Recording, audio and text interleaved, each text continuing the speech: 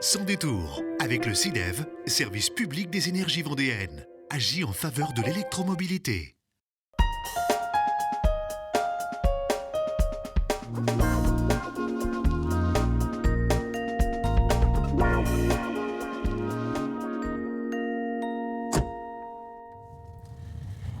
Bienvenue dans les petits chemins de Chavagne-les-Redoux.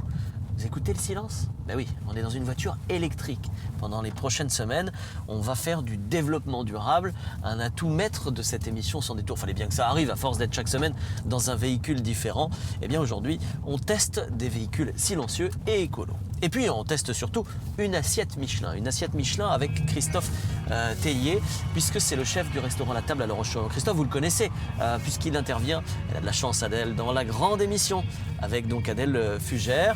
Assiette Michelin depuis cette année pour son restaurant à La Roche-sur-Yon de grande qualité. Il va nous dévoiler son parcours et nous allons ensemble aller à Cheffoy, à la ferme auberge du Moulin Minier, rencontrer les produits que nous proposent Isabelle et Roland. Voilà, on arrive.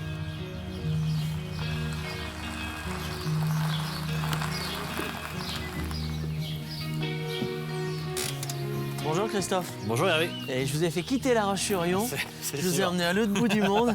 Vous travaillez comme un fou sur votre restaurant. On est obligé, après, si on veut que ça fonctionne, on est obligé d'être présent et de donner le maximum. Donc, Vous êtes un homme comblé par ce qui se passe là, votre assiette Michelin? Oui, tout à fait. C'est un pur bonheur, c'est une récompense pour l'équipe et pour le travail fourni de tout le monde surtout. Donc, Et pourtant, en préparant cette émission, j'ai lu que vous n'avez pas envie de vous prendre la tête.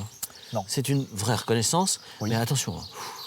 Non, mais on est là pour être heureux. C'est vraiment pour le plaisir en fait. Voilà. Ouais. Donc, l'objectif c'est que nous on prenne du plaisir tous ensemble avec l'équipe et qu'on essaye de le transmettre au fur et à mesure à notre clientèle. C'est surtout ça en fait. Vous parlez beaucoup d'équipe, c'est vous qui donnez quand même cette impulsion? Oui bien sûr, mais tout seul je ne ferai rien. Donc il faut savoir s'entourer et leur donner le dynamisme que moi j'ai et de le transmettre après à la clientèle. Je pense que c'est surtout ça, quoi. On va continuer à échanger autour de La Table à La Roche-sur-Yon, qui est le restaurant de Christophe Tellier, mais on va surtout parler de vous. Ouais. Avec plaisir. Et de votre parcours et de la bonne bouffe. Ouais, merci. Allez, en voiture.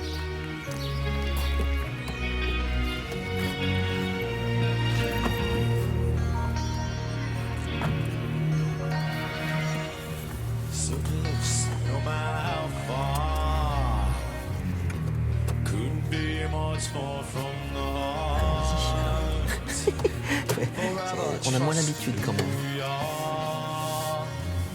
Hop, c'est parti.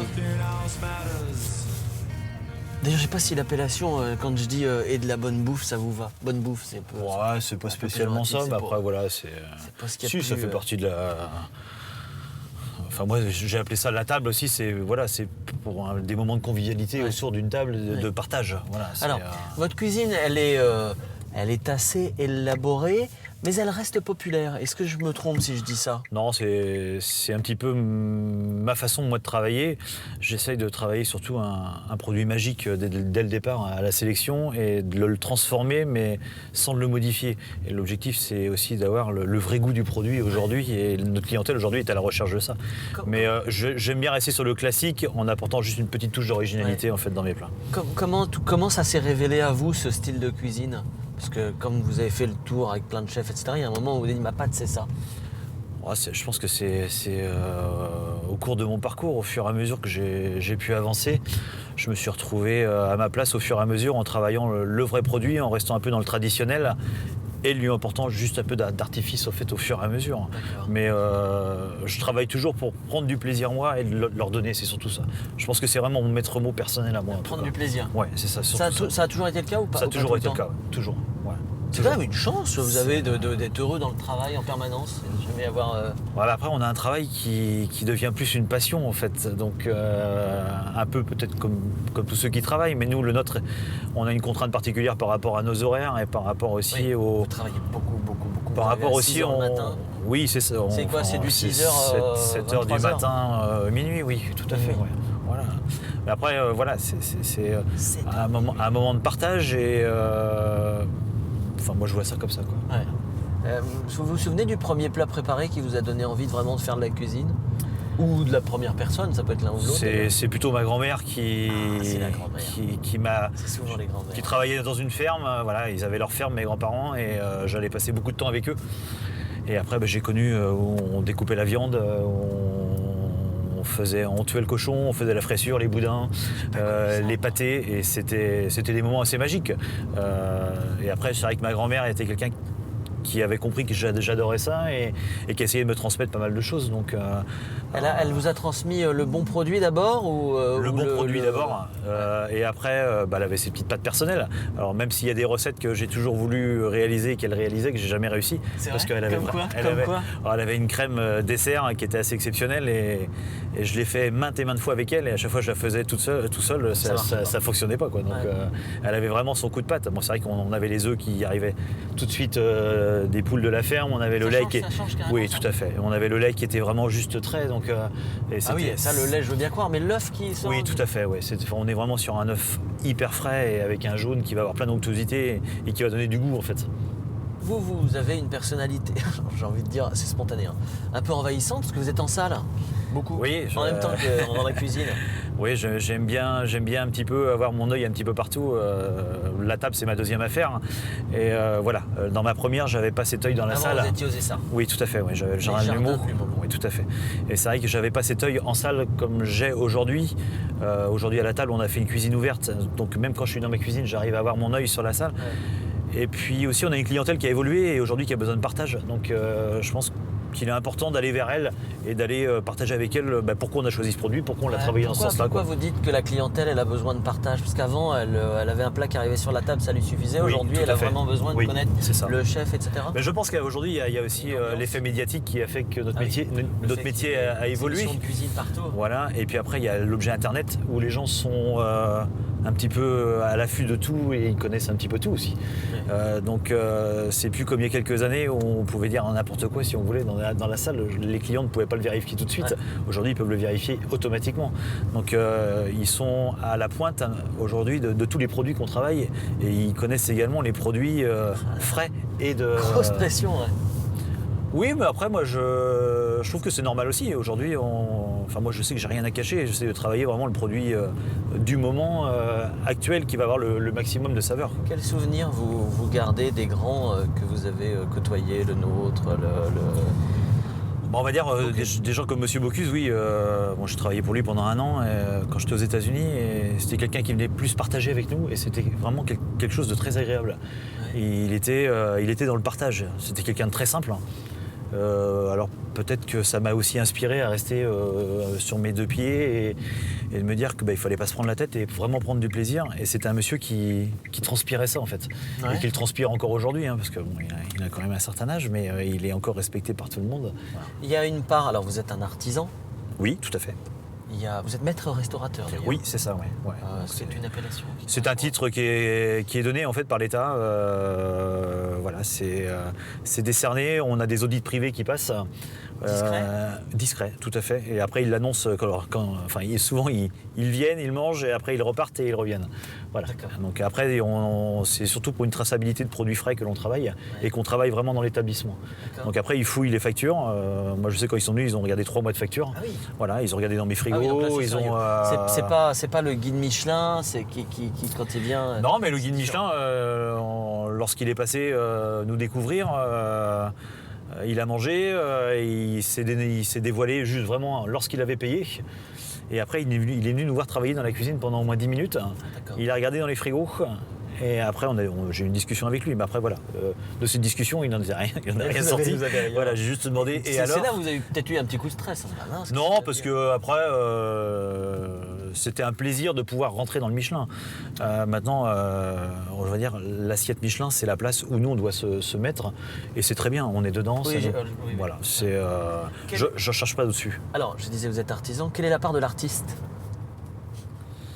C'est la création, je pense. Parce que tous les jours, vous avez un menu blanc. Oui, tout à fait. On choisit, on vient, on paye le prix du menu et c'est vous qui faites. En fait, c'est un menu découverte où les gens, il y a 8 passages d'assiette et les gens ne savent pas ce qu'ils mangent. C'est un menu à l'aveugle en fait. Ouais. Voilà. Donc on demande juste au moment de la réservation. ce que les gens n'aiment pas, s'ils ont des allergies, et après c'est la surprise pour eux. Alors Christophe Tellier, je vais vous révéler où nous allons aller. Et puis on va écouter Metallica Oui, tout à fait. avec un orchestre philharmonique Oui. que vous aimez beaucoup. Alors vous m'expliquez d'abord pourquoi puis en un mot. Parce que c'est un petit peu Metallica, quelque chose qui est un petit peu violent si on veut Ouais, c'est dans le fort, métal. en tout cas, oui. Et avec l'orchestre philharmonique, ça permet d'avoir un petit peu de pause. Et les deux mélangés se marient très très bien. Et c'est un peu l'histoire un peu de moi et de la cuisine, où on a un petit peu de temps en temps besoin de se relaxer. Et puis pendant le service, il faut donner tout ce qu'on a. Voilà, c'est un peu ma D'accord. façon de voir les choses. Alors on écoute ça et je vous emmène à chez Foix, à la ferme auberge du Moulin Minier, chez Isabelle et Roland. Vous connaissez ? D'accord, pas du tout. C'est une ferme auberge, ils proposent de très bons produits. Isabelle Adonier particulièrement est une ambassadrice des produits vendéens, vous allez D'accord. voir. Très bien. Je pense que ça va vous plaire. Très bien, Je super. pense même, je suis sûr que ça va vous plaire. Allez, on Avec un grand écoute. plaisir.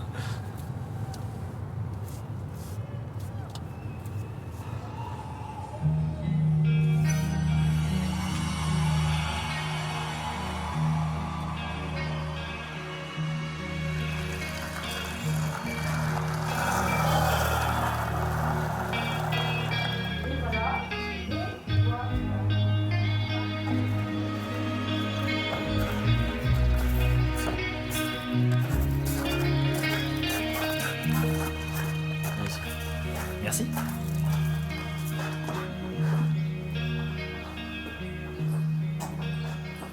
Voilà Christophe, on arrive ici au XVIIe siècle. Tout à fait. Et donc c'est comme chez vos grands-parents. Un retour aux sources. C'est comme chez vos aïeux en fait. Complètement. C'était exactement c'est exactement le même style, voilà, à part la cheminée qui était un peu plus grande parce qu'on pouvait rentrer sur les côtés en fait dans la cheminée. Mais voilà, sinon. Vous on avez est connu en- la cuisine au feu vous ? Oui, tout à fait. Ouais. Mais j'ai Le connu pot ma de- grand-mère. le Ma pot de grand-mère Logette et n'avait, le- c'était même le charbon de bois. On avait vraiment sa plaque, c'était que au charbon de bois. Donc on prenait les cendres, les charbons de bois et on faisait chauffer le lait dessus. Mais après les mojettes, les jambons, les pot-au-feu qui cuisaient dans la cheminée, j'ai connu ça. Ouais. Et ça donnait un goût inimitable, on imagine. C'est-à-dire qu'aujourd'hui, on ne pourrait plus retrouver ces goûts-là. C'est vraiment très terroir. Ouais. Voilà. Et en plus, on est dans le terroir. Donc je pense que si, ça marche. ça amène en plus la Alors, saveur. vous le voyez, Isabelle, elle nous a préparé une table Tout à avec fait. que des produits locaux, que des produits... alors, spécialement, elle a pensé à vous. Voilà, donc ce que je vous propose, c'est qu'on aille s'asseoir. Oui. Et puis, on va aller les goûter. Puis, vous allez me donner un petit peu votre ressenti, puisque ça vous rappelle éventuellement comme ça. Bref, on continue à parler Tout à fait. ensemble. Il y a pas de et autour souci. d'une splendide table préparée par Isabelle. Magnifique. Ouais. Allez vous asseoir. On va se mettre... on se met là. Mettez-vous là, et puis je me mets là. Voilà. On va s'attabler. On est bien.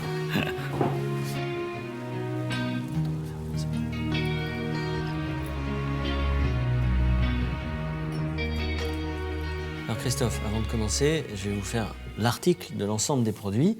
Et puis vous allez choisir, parce qu'Isabelle a tout prévu. On a donc du boudin noir, de l'andouille, du jambon, du saucisson sec et du chorizo. Tout ça, ça vient de Source et Saveurs. Au Moulin Minier, ici, on fabrique le farci pois de vin. Je ne sais pas si vous connaissiez le farci pois de vin. Si, je connais. Ouais, je connais. On pourra le goûter si vous en avez envie. On a un fromage de chèvre frais qui vient de chez Christian G à Saint-Pierre-du-Chemin.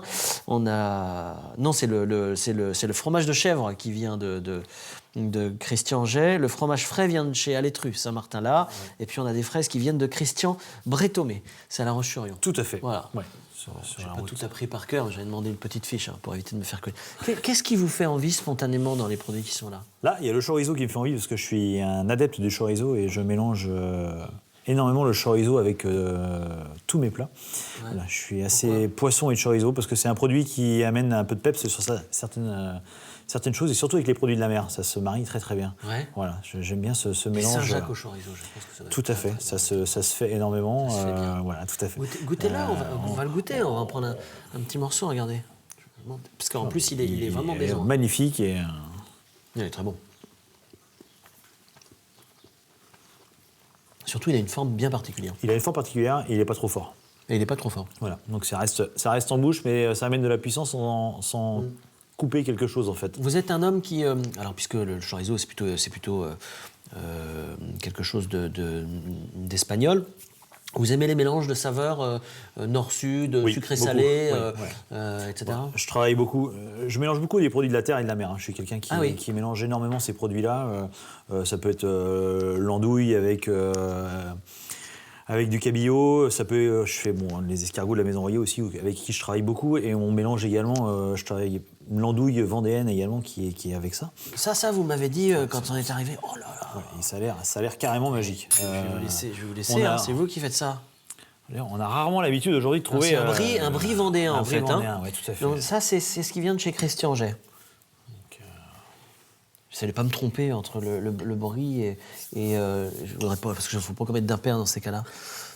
Ah oui, c'est des beaux fromages, hein. Exceptionnel. Ouais. Je vous en coupe un morceau. Oui, parce que on va pas non plus. Ça aussi, ça c'est des produits que vous pouvez proposer sur. Ah, tout à fait. ça. Je ne connais pas, mais ça risque d'arriver sur ma table, bien évidemment. C'est vrai. Voilà, nous on a un plateau On de va jouer fromage. les entremetteurs. Ouais, en fait, ici. mais c'est vrai qu'on a un plateau de fromage et même l'apparence, c'est quelque chose qu'on n'a plus l'habitude de voir. Il est vraiment fleuri comme il faut et À l'odeur. À l'odeur, c'est remarquable. Et au goût, c'est fort, mais pas trop. non, mais c'est exceptionnel. Ce sera le fin mot de cette émission. On a l'impression de revenir. C'est exceptionnel. On a vraiment l'impression de revenir aux vraies valeurs, quoi. Voilà, enfin moi c'est ce que je recherche. Comment se porte la gastronomie en général? On a parlé tout à l'heure de la télévision et de toutes ces émissions, etc. Bon, et pourtant, on n'a jamais autant parlé de malbouffe en même temps. Oui, mais je pense qu'aujourd'hui, il y a gastronomie, bistronomie, il y a plein de petites choses qui sont complètement découpées. Les gens qui ont certains moyens s'en vont vraiment vers la gastronomie et la haute gastronomie. Et aujourd'hui, on a cette clientèle, on va dire, du milieu, qui est prête à tout partager, mais en restant dans des prix complètement abordables, avec des vrais produits. Oui. Voilà. Et il y a une époque où ils allaient dans les restaurants, ils mangeaient, ils payaient, voilà. Mais je ne veux pas dire qu'ils ne faisaient pas attention à ce qu'ils mangeaient, mais ils étaient moins attentifs. Et je pense qu'aujourd'hui, ils sont attentifs, bien évidemment, à leur portefeuille, mais aussi, ils sont prêts à payer peut-être 1 ou 2 euros de plus, mais s'il y a vraiment la qualité et qu'ils aient les saveurs en bouche, en fait, et le vrai goût du produit. Et moi, c'est ce que je recherche, vraiment. C'est que quand ils passent la porte de chez moi, s'ils mangent un pavé de veau de lait, ils aient d'abord le goût du veau, la texture du veau, et après, on a l'artifice qui vient se mettre autour. Mais c'est pas l'artifice qui va couper la saveur. Voilà, si on travaille le chorizo, par exemple, ça sera comme ça, quoi. Vous êtes un grand spécialiste, mais aujourd'hui, on voit bien que les gens préparent de moins en moins. Et on est de plus en plus dans les plats cuisinés, dans la rapidité. Avant, quand on avait un déjeuner d'affaires, il durait 2 heures. Aujourd'hui, ça dure 1 heure. Oui, tout etc., à fait. etc. Est-ce qu'il faut s'en chagriner ou pas? Non, il faut s'y adapter, je pense. Ouais. Bon, ça, c'est ce que vous faites. C'est Vous surtout avez ça. notamment un pot. Enfin, vous servez tout en même temps. vous. Oui, c'est la formule du midi qu'on a en semaine. On emmène tout en même temps sur la table et le plat chaud est servi dans des cocottes en fonte, en fait. Ouais. Voilà. Ça va être l'heure du dessert. Oui. Il faut quand même que je vous... Parce que je sais qu'elle y tient beaucoup. C'est Christian Non, puis Breton, que vous connaissez, elles sont magnifiques. qui a amené des fraises somptueuses. Voilà. Elles sont C'est d'une couleur magique et petites c'est fraises. ce qu'on disait en arrivant.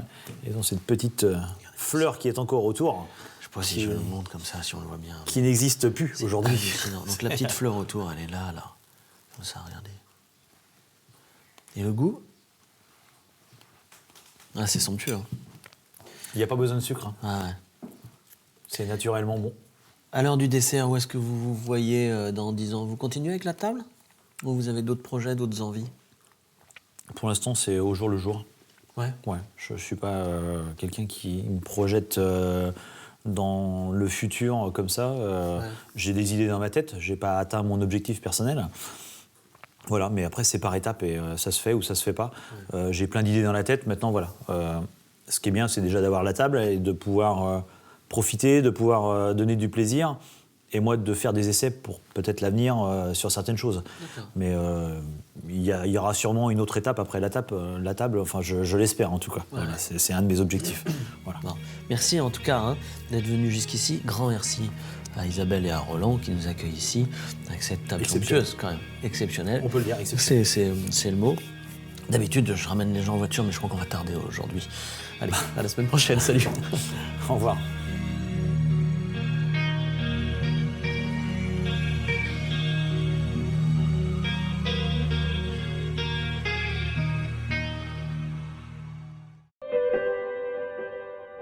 C'était Sans détour avec le CIDEV, L'énergie est notre avenir. Économisons-la.